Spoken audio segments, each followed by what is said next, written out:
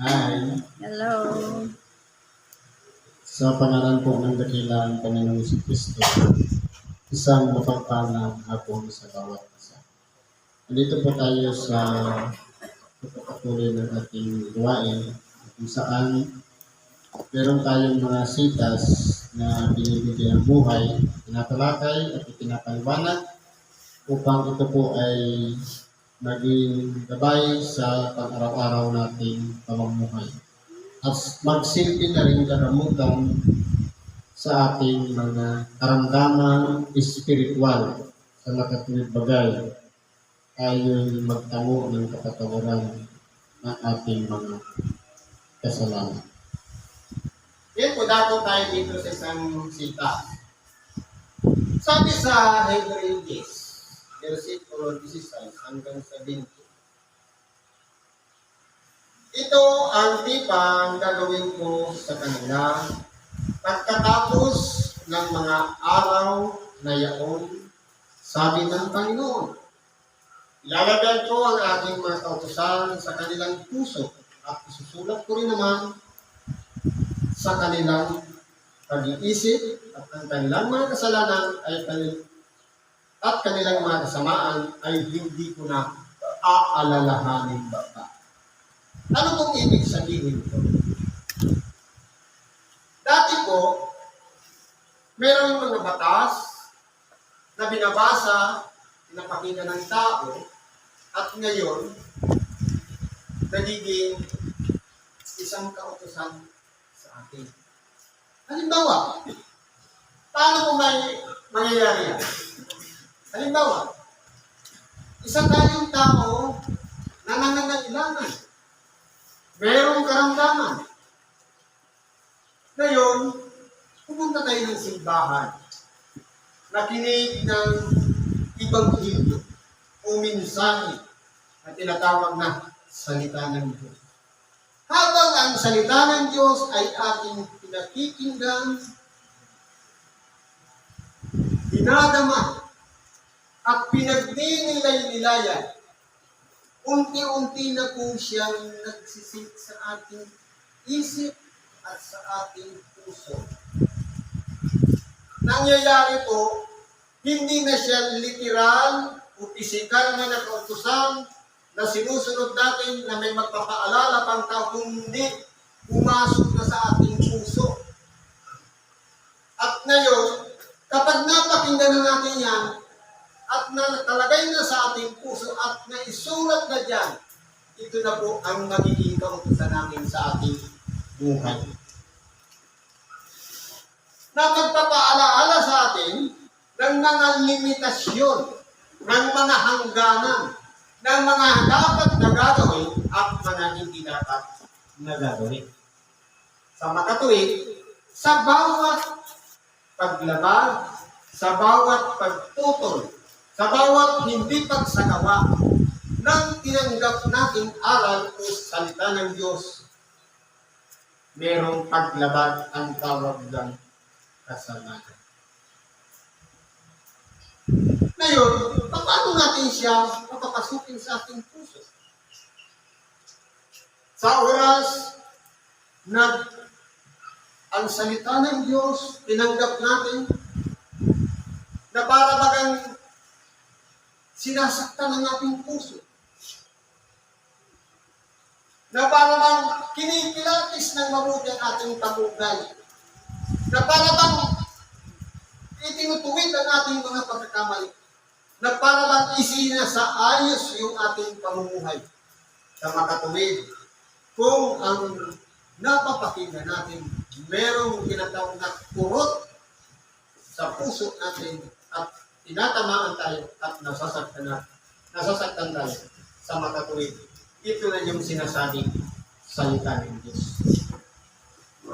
Nadahan-dahang itinatanim sa ating puso, sa ating pag-iisip. Sa makatuwid, hindi na sa tapyas na bato, hindi na sa papel na kasulat ang mga kautusan, kundi itinasok na natin sa ating mga puso. At siyempre, wala siyang puwang dyan. Paano natin ilalagay para paunawaan natin? Ang ating dakilang Panginoon, Siya ay ipinanganak na isang sanggol, banal, may kapangyarihan. At tayo naman ay lumalarawan doon sa isang sabsaban na ang puso natin ay punong-puno ng karumihan, ng kasalanan, ng mga ano pa mang naririyan sa ating mga puso na kasagabalan lahat ng karumihan natin. Na kung titingnan natin, ano itong nakakabalot doon sa sanggol, walang iba yung lampin sa makatuwid bagay yung kapangyarihan upang linisin ang ating kaloob-looban nang sa ganun yung sabsamang muli maging karapat-dapat para lagyan ng tinatawag na salita ng Diyos. Na para mailatag o mailapag ang sanggol, kinakailangan may sapin. Ganon din naman ang ating pagkatao. Bago pumasok ang salita ng Diyos sa ating puso, kinakailangan munang maging maputi, maging malinis, maging karapat-dapat at kalugod-lugod sa Diyos. Walang iba yung pagtanggap natin ng ating mga pagkakamali o pagkakasala sa Diyos. Para yung isang baso, kapag punong-puno ng tubig, hindi mo siya masasalinan ng tubig. Anong kinakailangan? Kinakailangan mo ng bawasan. Alisin mo yung laman para ilagay mo yung isang bagong laman. Ganun po. Ibig sabihin, babalik tayo sa dating kalagayan nung wala po tayong kasalanan sa makatuwid bagay. Lahat ng nagawa nating pagkakamali, ihingi natin ng tawad para ma-reconstruct itong ating puso ng sa ganun. Lahat ng tatanggapin natin na aral o salita ng Diyos, ito na yung magsisilbing kautusan na isinulat sa ating mga puso at sa ating mga pag-iisip. Na walang iba, binabago na ang ating pagkatao sa bagong aral, sa makatuwid bagay. Ang salita ng Diyos na ang nagiging gabay natin sa pang-araw-araw na pamumuhay. Kalakip po nito, ang pagpapatawad ng Diyos. Sabi nga, at ang kanilang mga kasalanan at ang kanilang mga kasamaan ay hindi ko na aalalahanin. Ibig sabihin, ang Diyos kapag nagpatawad sa tao, walang respect. Pero ang tao, kapag nagpatawad, kapag naalala ulit yung ginawang pagkakamali ng kapwa, bumabalik yung alaala, meron pa rin puot at galit. Pero sa Diyos, kapag tayo, humingi tayo ng tawad sa Kanya, instantly erase, automatic, hindi ko na aalalahanin pa. Namang tayo ay nasa katawang laman, marupok, may kahinaan, minsan, kapag may ginawang mali ang ating kapwa sa atin, sasabihin natin, pinatawag ko na siya. Anong klase ang pinaka-meaning ng pagpapatawad?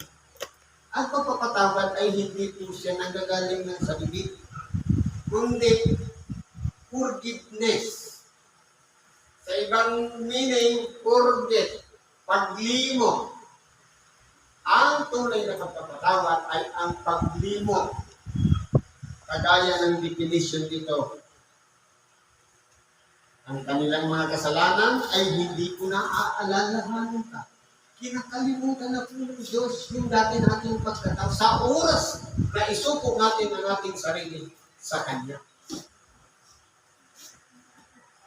Kumbaga, erase na, deleted na. Umulit man tayo, bago na naman yung pagkakasala. Hindi siya connected doon sa dati nating ginawang pagkakasala. Tayo, kapag ang kapwa natin gumawa ng masama, sasabihin na, pinatawad ko na siya. Di umuli. Ikukunik yan doon sa dating pagkakasala. Na kung tutusin, mali. Kasi kung ano yung ginawa lang ngayon na pagkakamali muli, iba naman yung isa doon sa dati. Huwag natin pagsasamahin yung luma at sa kabaho. Ganun po ang pamamara ng Diyos ng pagpapatawad. Yung nakaraan, tapos na yung ngayon naman. Pero kung halimbawa, hindi tayo nakakamukon sa nakaraan, binabalik-balikan natin yung nakaraan, eh tapos na yun, walang pagbabago tayo. Ibig sabihin, hindi pa nagsising o pumapasok sa ating puso ang tunay na kahulugan ng salita ng Diyos na itinatanim sa ating pag-iisip at ganun din isinusulat. Kaya nilalagay sa puso natin at isinusulat sa ating mga pag-iisip. Kaya palagi natin gawin, nagkabay yung aral o salita ng Diyos sa ating pan-araw-araw na pamumuhay. Sabi po dito, at kung saan may kapatawaran ng mga ito ay wala ng paghahandog na patungkol pa sa mga kasalanan. Ito po. Minsan lang natin tinamo ang pagpapatawad ng Diyos sa pamamagitan ng dugo ni Kristo. Sabi nga, sa biyaya, kayo'y nangaligtas, hindi sa pamamagitan ng mabubuting gawa, upang walang sino mang laman ang magmapuri. Anong ibig sabihin nun? Kinahabagan lang tayo ng Diyos. Binibigyan lang tayo ng chance na walang iba. Yung habag niya, hindi po dahil marami tayong ginawang mabuti, kaya tayo naligtas, kundi naging marumi po kasi tayo sa paningin ng Diyos. Ang habag na lang ang nagbukas sa atin ng pag-asa upang sa ganun tayo ay maging kalugod-lugod sa Kanya.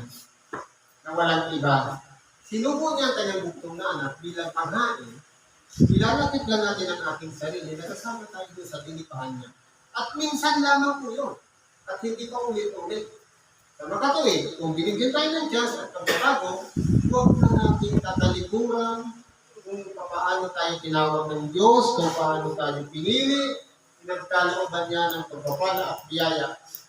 Harapin natin ito. At pagtagumpayan natin at sumunod tayo sa pamantayan ng Diyos na walang iba. Magpatawad din tayo sa ating kapwa. Mga kapatid, yamang may palayaan ng mapasok sa dating banal sa pamamagitan ng dugo ni Jesus, sa pamamagitan ng daan bago at buhay na kanyang itinaga sa atin sa pamamagitan ng tabing sa makatuwid bagay sa kanyang laman. Ibig sabihin, ngayon, tinamunan natin ang kapatawaran ng ating mga kasalanan sa pamamagitan ng pag-aalay ng buhay ng ating dakilang Panginoon, Hesus Kristo. Huwag natin sasayain yan. Pahalagahan natin yung sakripisyong ginawa niya para sa bawat isa sa atin. Ang walang iba, yung kanyang laman, nagtamo lahat yan ng palo, ng hampas, agupit, mga pagdura, pag-alipusta, panglilibat, na ginawa ng mga matatanda sa kanya. Imagine, meron pa sanang chance. Nasusulat sa inyong mga kautosan na kinakailangan magpalaya ng isang bilanggo. Anong pinili ng tao? Palayain si Barabas, ipako si Kristo. Makatwiran ba na pamantayan ng tao na sa halip piliin yung mabuti ang mas pinili pa yung isang daang masama? Kaya po, pinupukaw ang ating pag-iisip, palagi nating alalahanin ang kamatayan ni Kristo. Ang kanyang dugo na inalay, pinabuhos, alang-alang sa kapatawaran ng bawat isa sa atin. Ito ang nagbubukas sa atin ng pag-asa at buhay patungo doon sa buhay na walang hanggan. Kaya palagi natin ilalapit ang ating sarili. Nagkasama tayo doon sa pinatawad niya. Nagaling tayo sa isang maruming kalagayan, isang taong nakasalanan, pinatawad ng Diyos, binigyan ng chance, at kung kaya pagkakataon, na baguhin muli ang ating buhay, harapin natin ang buhay na kasama si Kristo. Nakasama ang Diyos sa pamamagitan ng Espiritu Santong gumagabay at nagtuturo sa bawat isa sa atin. Kaya pagkanasain natin yung mga gawang mabuti, yung gawang matuwid, yung kalugod-lugod sa Diyos, na walang iba ang magpasakop tayo sa Kanyang kaluluwa. Siguro po, hanggang dito na lang, pag-ibibago natin sa oras ito. Salamat sa Diyos, at naman ang ating kahilingan, sarayin ipagkagawa ng ating Isus. Sa ngalan ni Kristo Jesus, salamat, at mapagpalang akong sa bawat